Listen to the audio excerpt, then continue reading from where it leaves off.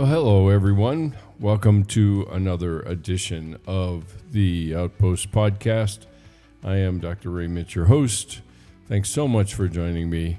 And you are joining me for a memorable episode. It's episode 52, which would be equivalent of having done this for a year. We're trying to do this every week. And that would put us there. So what you're joining is the Outpost. It's a digital place where we're trying to build bridges back to faith for people that are struggling to figure out where they're going to go or what they're thinking about in terms of, is this as good as it gets, or is there something else to living life and all that goes into it? So there's a good bit of that, and then also strengthening the bridges that of faith that are built on four different pillars. One is authenticity, being people that can be seen and known as they are. Trust, and not controlling behavior and controlling others and controlling people's appearance or my appearance and controlling other people's perceptions of those things. And grace, and understanding what grace is. It's not a pass. It's not leniency. It's nothing like that. If anything, it empowers me to do far greater things than I could imagine, because I'm getting something. I am not getting something I deserve, and I am getting a power and a acceptance that I oftentimes don't ever experience. And then finally, some kind of commitment to intimacy, being known and knowing others is a big part of it. I will say up front that in a lot of cases, I have been slow to the party in a lot of these things.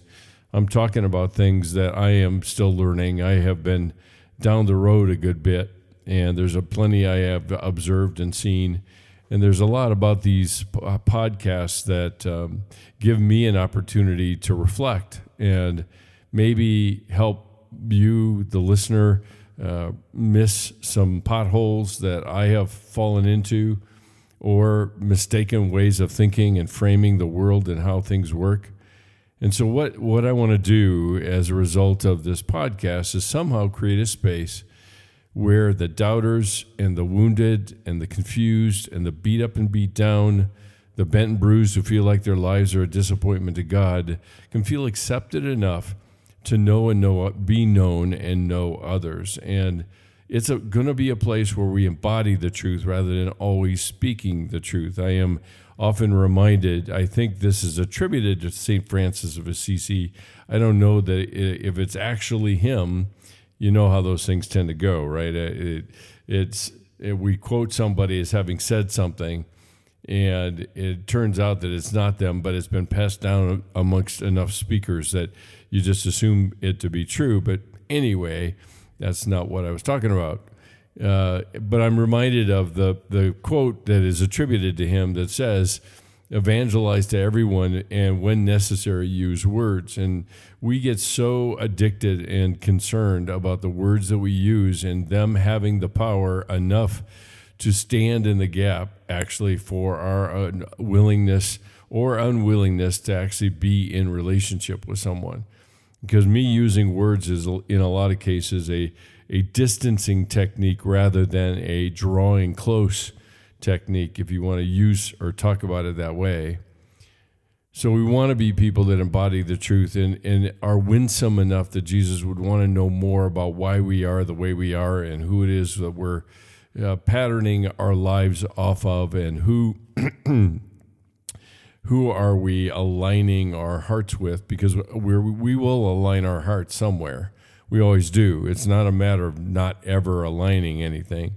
Ultimately, we can look at things and make a conclusion about what we actually align our hearts to by looking at our schedule or how we spend our time or how we spend our money. So with that, pull up a chair, get comfortable, relax. Hopefully I can talk about the things that matter to you. They matter, not that the world revolves around me. I know for sure that it doesn't. I am reminded of that on a regular basis. But it is talk about things that matter to living, to relating to others, but also looking or re-examining our relationship with Jesus himself. And so last week or last 2 weeks ago or whenever it was I did the last episode, I had started walking into a two or three part series about the comfort of shame and how we get trapped within it and how much it's like the Matrix and we're in it, but we don't even know that we're in it and we're enslaved the way we are. But I want to go off road for a second from there, and I'll come back to it. I know nobody is sitting on the edge of their seat waiting for me to go on with that one. So let me go off road for a second and talk a little bit about truth. And the reason I'm doing that is partly because of this past Friday was talking to a men's ministry at CCU. So it was all young men, and I was talking about truth, and what I began to realize is that we handle truth pretty loosely, and we really haven't thought deeply enough about what I might call different kinds of truth. Now, don't get me wrong. It's too easy to jump to conclusions and think that I'm somehow watering down truth. And I'm not. But at the same time, I think it's important to make a useful distinction in the way that we handle truth, because we pound the table all the time about truth and how important it is and how absolute it is, and it guides us through life. The truth that we discover in Scripture, the teachings of Jesus, and the teachings of the variety of biblical writers. But what I want to do is just out of convenience. It is not absolute. It is just out of convenience to try to make a point. And that is to think of truth as really being two different kinds of truth. And the way that I'm going to suggest that we think about it tonight is big T truth and little t truth. And big T truth is the stuff that we often will spout, and it is basic biblical principles. It is doctrinal purity. It is the body of knowledge that we hold true about God and us.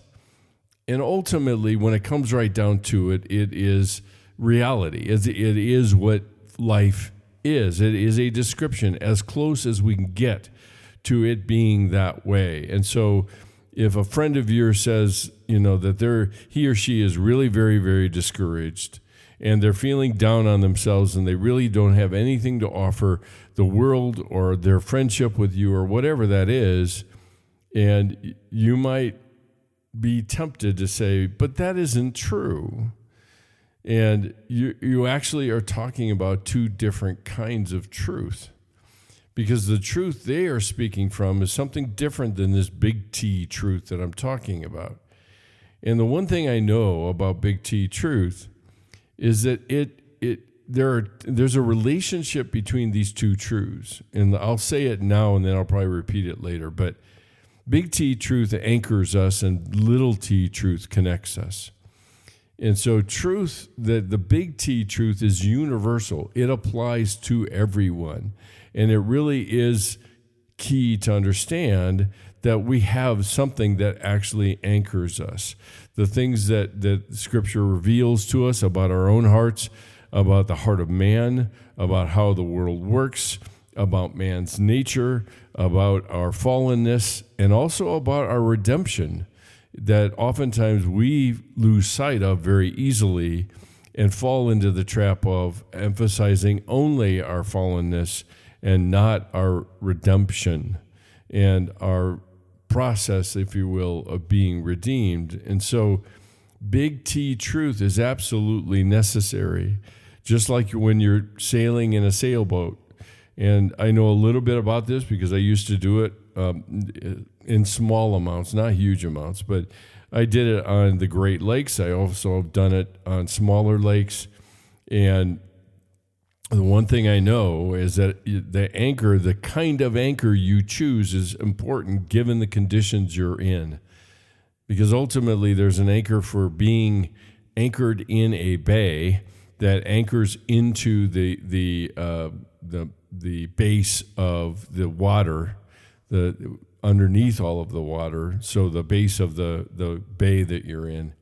And then when you're out on the high seas and you're in the midst of a storm, a lot of big sailboats throw out what they call a sea anchor. And the interesting thing about a sea anchor is it actually stabilizes the boat and allows its bow to point into the wind so that it can survive the storm. And so an anchor is important, and I'm not diminishing this. The temptation is when I split these things up, there is an implied suggestion that one is better than another. No, we need them both. We ultimately need them both. And big T truth is important because it helps us to understand the world as we know it, as God knows it, as we seek to try to understand it in all of the comprehensiveness that God does, which we're never going to get there. We're looking at life through a keyhole. And so big T truth is important, but we've got to understand that big T truth is universal. It applies to everyone. Now, classic example, easiest classic example, is gravity. And gravity is big T truth. It is applicable to everyone. I have yet to meet anyone that has defied gravity. And that is a universal truth. The truth that God sent Christ into humanity to give us the ultimate gift of redemption is a big T truth. It is incontrovertible. It is there for us to grab onto and stabilize our lives according to it. And so big T truth is very important to understand. And like I said, it anchors us, and it is applicable to everyone. It's an anchor that anyone can grab onto.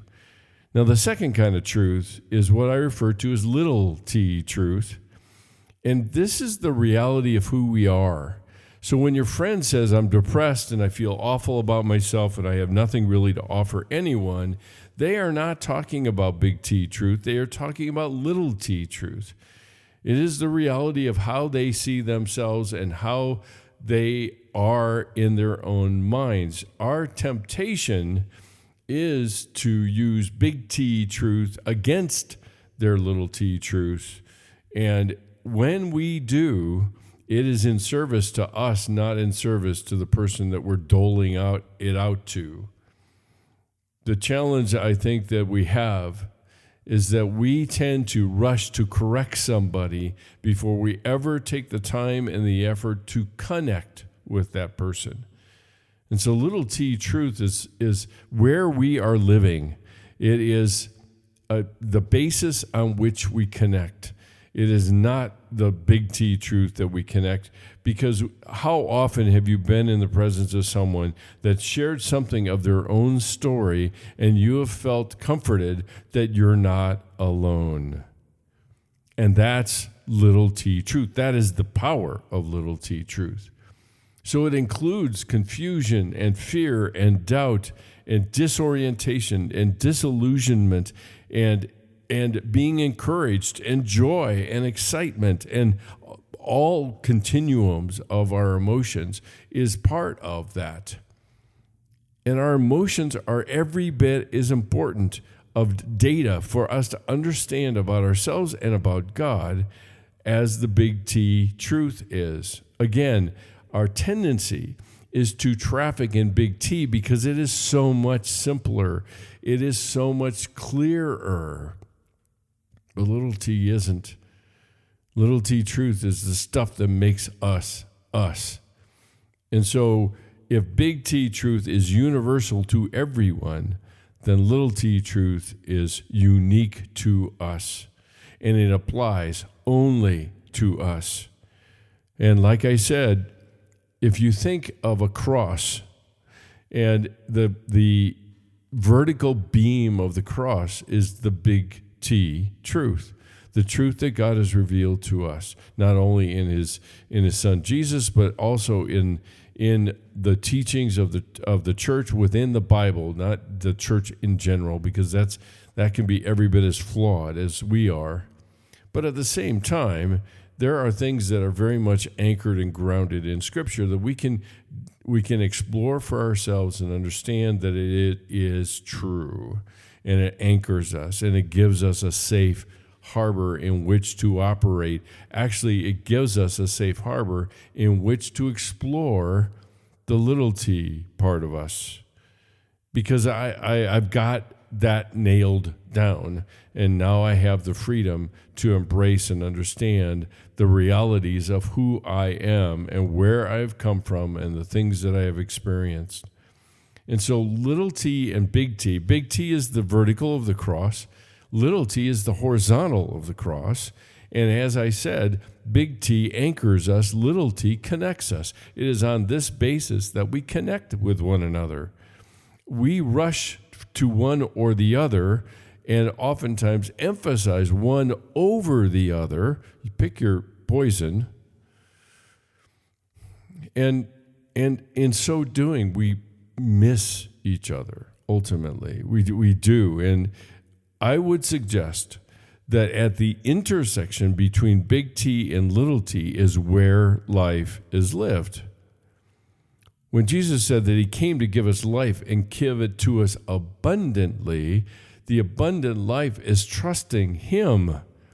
And that trust is built in the intersection of big T and little t truth. And so the abundant life is not a life of ease or a life of all needs being met and everything else. The abundant life is learning to live moment by moment, trusting God's heart for us and trying to live life the best way we know how in light of those things.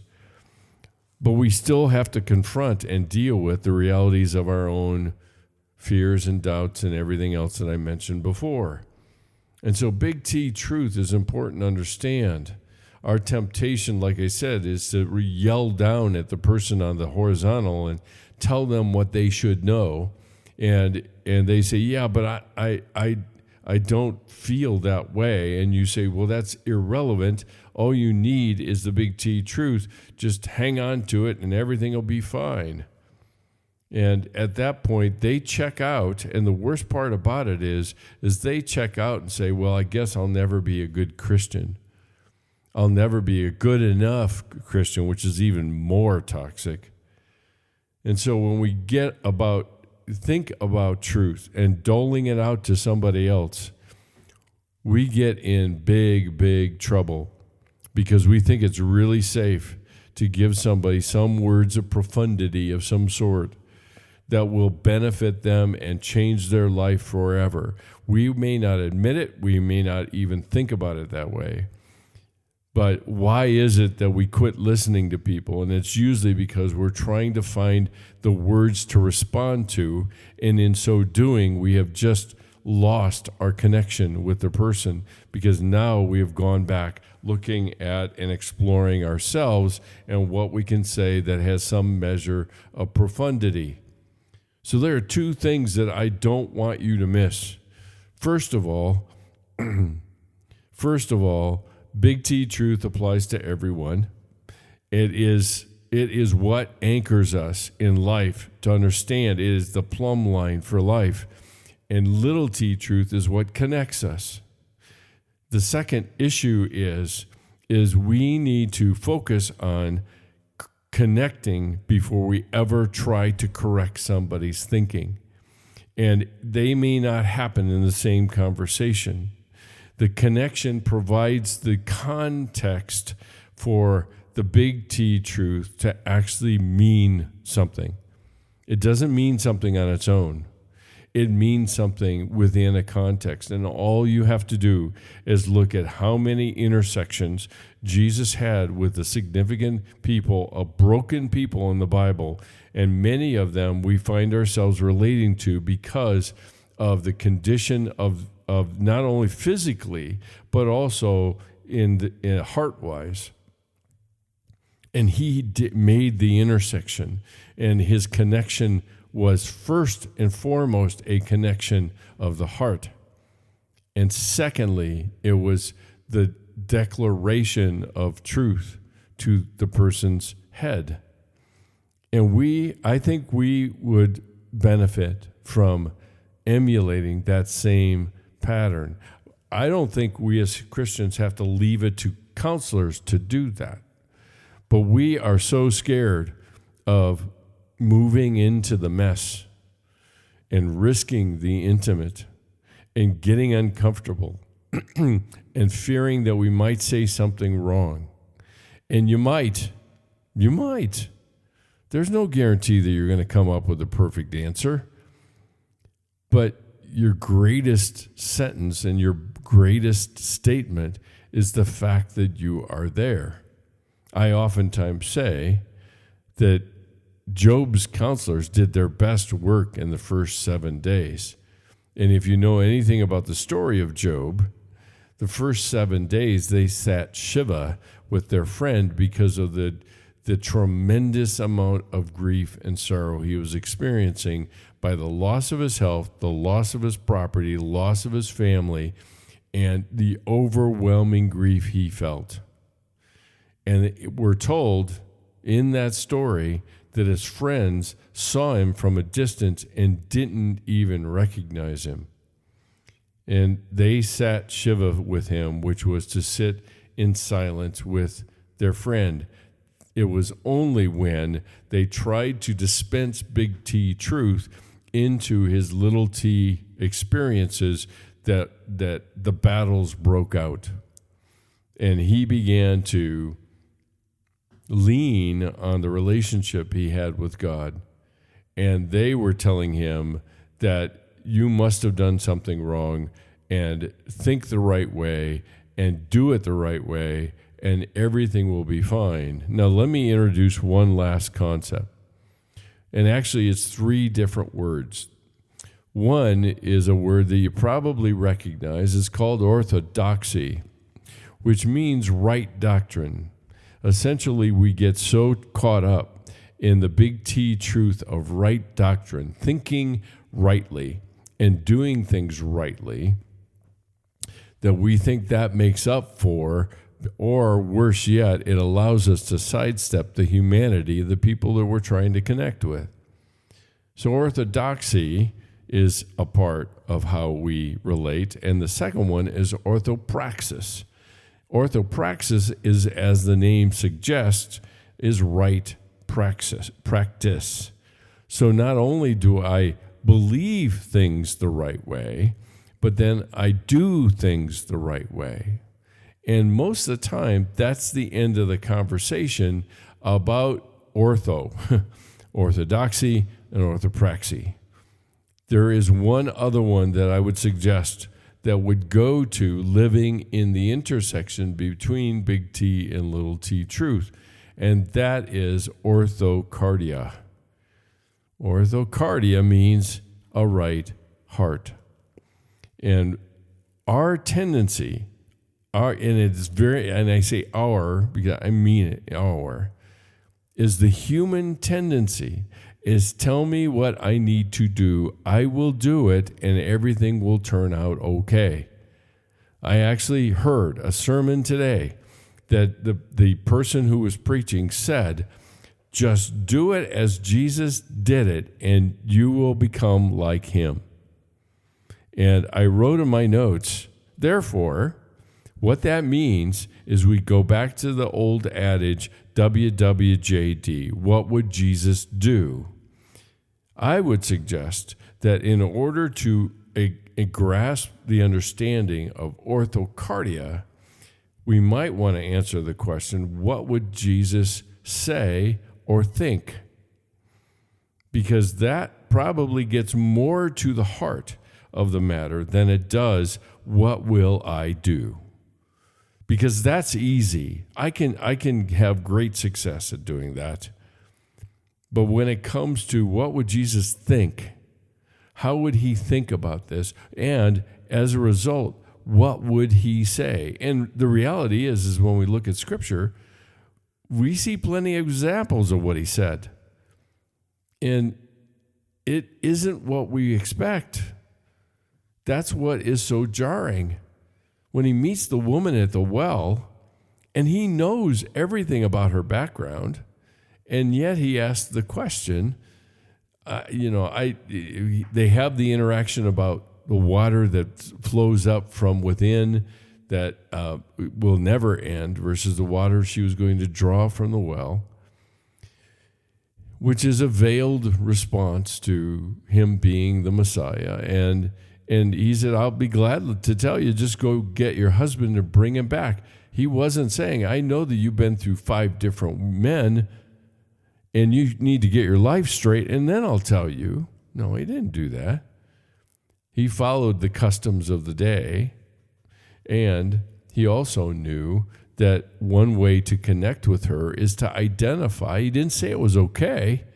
He just said, this is the way it is. That is the little T truth.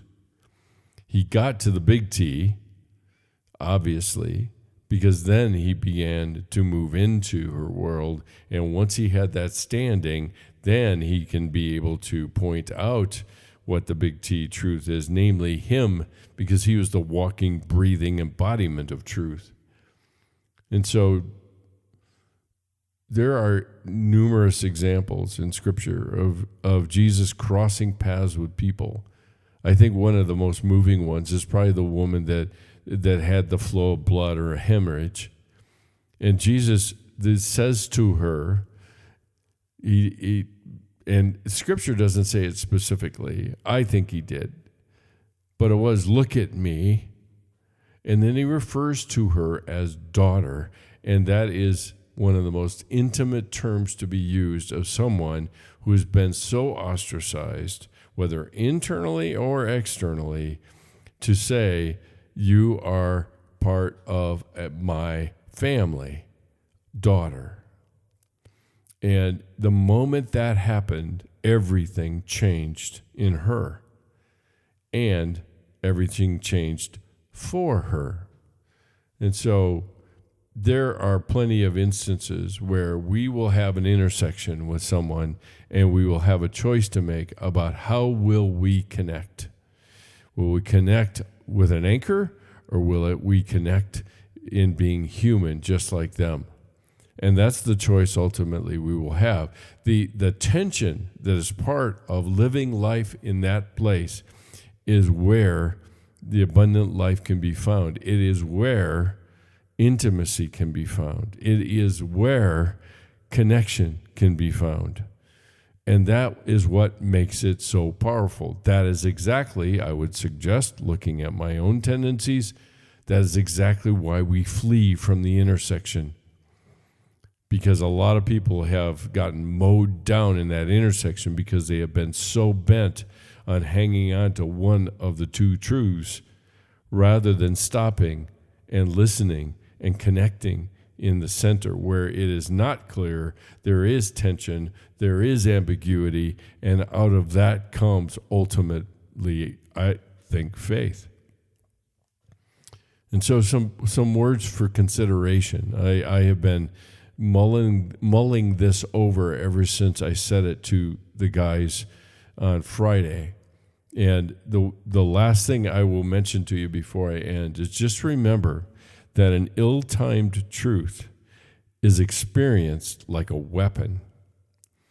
A well-timed truth brings life and hope and encouragement because it's speaking to the other person's heart. And that's it for tonight. SGI-net.org is the home for the SGI community. Feel free to send me any questions or reactions that you have, whether that's on Instagram or anywhere else or on the website. There is a form at the bottom of the front page that if you have questions, you can always put them there. Be sure to listen to the other podcasts that I have. This is going to be a cross-listed one, so you can hear it again if you want to. On Unscripted, it is entitled The Collected Wisdom of Life, Living, and Sorrow. You can find us on 3 different social media outlets. Like I mentioned, Instagram at SGI_international, Facebook Stained Glass International, all one word, lowercase, and the same way with LinkedIn, Stained Glass International, lowercase. So wherever you find podcasts, you will hear us, you will hear me, and you can subscribe and follow. That would be wonderful to have you do. It raises our profile amongst your network, and we can be able to connect and network between the things that we learn and the things that are striking a chord for you. If there is, be sure to comment. Be sure to comment, whether it's on the Instagram or on Facebook, wherever it's posted, or post it yourself if it has been meaningful to you. If you partner with us, thank you so much. All the gifts and so forth are tax deductible, so you can hit the donate button on the front page on the website, or any other means by which you want to do that. It helps fund a lot of efforts that are just in the baby stages of getting going, and that is not only helping us to keep a scholarship fund going, making it available to send students to a silent retreat that I have led for 14 or 15 years now. So lastly, if you do hit the website, you can subscribe to our online community. We won't spam you. You may get a newsletter every so often with some things to think about and upcoming events, if there are any. We certainly are looking seriously at how can we get groups off the ground, whether that's a grief group, or whether that's any other group for young adults or anyone else for that matter. It would have to start out virtually, but my hope would be at some point we could make those real-time, one-on-one, face-to-face kind of groups. So if you want to send us anything, the mailing address is P.O. Box 322, Eastlake, Colorado 80614, and that is it for tonight. It is an exciting time of year for me because it is the beginning of March Madness, and I can't wait to get all the fun started this Thursday to see who comes out on top. I won't tip my hat to whomever that might be. I have my own preferences. I have had them for a long, long time. But be that as it may, I love basketball. I love watching basketball. I grew up in Indiana, where it is well nigh a religion. And so it is a fun time of year to watch good basketball amongst college players that are not getting paid millions of dollars to do what they do. They are, most of them, engaged in it for the love of the game. And thus ends my commentary on all that, which you didn't ask for. So that's it for tonight. Thanks again for joining me. Love ya. Later. Bye.